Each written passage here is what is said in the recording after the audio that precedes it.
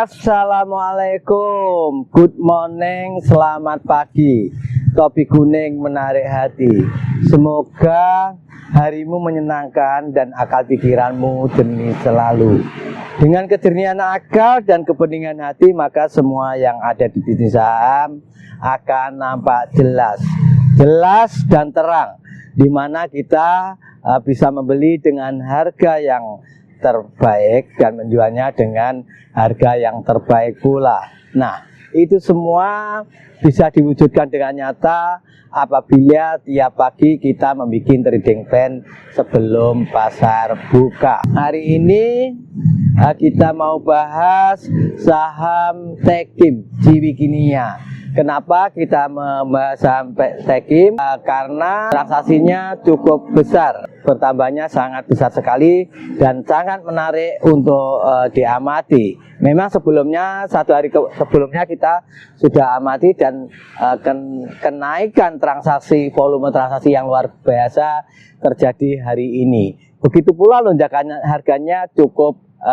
besar. Karena itu kita wajib mengamati lagi apa sih sebenarnya yang membuat dia volumenya menjadi besar. Yang pertama adalah laporan keuangan yang baru diekspos bahwa kenaikannya labanya naik karena adanya selisih kurs. Satu itu. Kalau melihat laporan keuangan yang dari pendapatan labanya, dia masih sangat tipis, tapi Techim ini sangat menarik untuk kita cermati untuk lebih lanjut. Kalau memang secara harga memang masih di bawah harga secara wajar. Harga wajar itu menurut siapa? Tentu mungkin menurut retail, menurut pelaku pasar, atau menurut analis. Kalau menurut bandar itu wajar tidak wajar enggak penting kalau bagi bandar. Yang penting dia bisa mengambil cuan. Kita adalah kapal selam yang punya nakoda dan pilot yang cerdas. Kapan harus menepi dan kapan harus kita menyelam untuk mengambil sesuatu yang menguntungkan kita. Jiwikimia adalah grupnya punyanya Sinarmas yang bergrup dengan INKP. Produksinya industri kertas dan dengan brand Asia Pulp and Paper. Kertas produknya itu mereknya kalau di pasaran ya Inspira, Enlivo, Sinarland, Sinar Dunia, Paperland, Paperland 2000, Paperland Gold, Excel Pro, Innova, Wopak, Extra Print, Impresa, dan Elustra. Itu yang merek-merek Jiwikimia yang ada di pasaran. Di data KSI-nya, C-nya, bagaimana porsi pemegang saham di pasar reguler ini, perbandingannya antara lokal dan asing. Lokal pegang sampai akhir Mei kemarin ya, ini data yang untuk sebulan kita perlihatkan sesuai ada yang di monitor itu. Nah, kalau dilihat sampai bulan Mei di data KSE ada di lokal totalnya di 327.255 saham.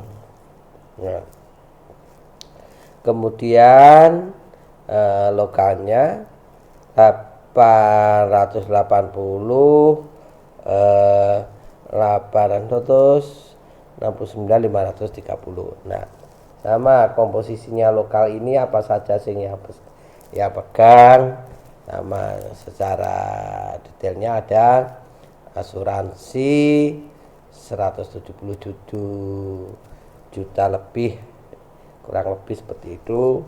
kemudian perusahaan yang institusi kayak fund manager itu 45 miliar juta, kurang lebih seperti itu. Dana pensiun 1 jutaan, bank lokal 17.800, dan individual seperti kita ini totalnya pegang INKP sekitar 94 juta lebih, itu kurang lebih.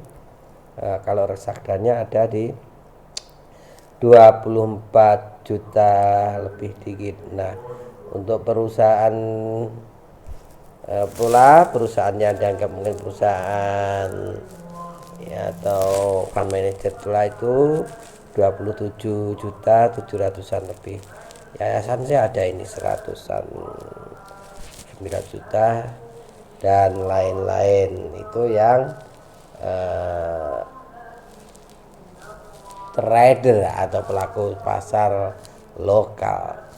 Kalau kita lihat asing sama, ada asuransi 2 jutaan, perusahaan investasi itu ada 17 juta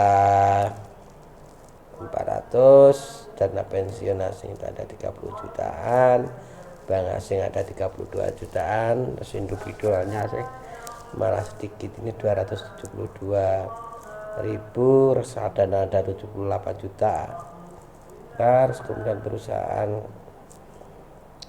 yang pakai asing 25 juta lebih, yayasan 343 ribuan, dan lain-lain 694 ribu. Nah, totalnya itu tadi 880 miliar begitu. Tekim Ciwi Kimia support kuatnya ada di 3.750. Nah, kemudian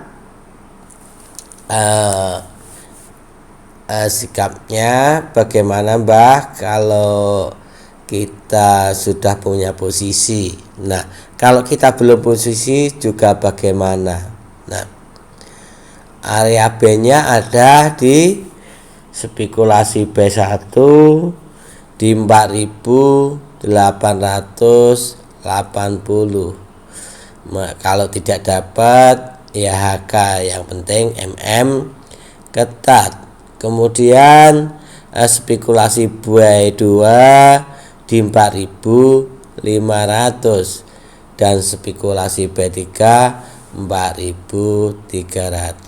Nah, kalau ingin menjual, area sell-nya dengan T-sell pertama ada di 5.250 dan T-sell kedua di 5.400 dan T-sell ketiga 5.800. Jika ingin sell santai di 6.150 dengan dan target swing adalah 7.100.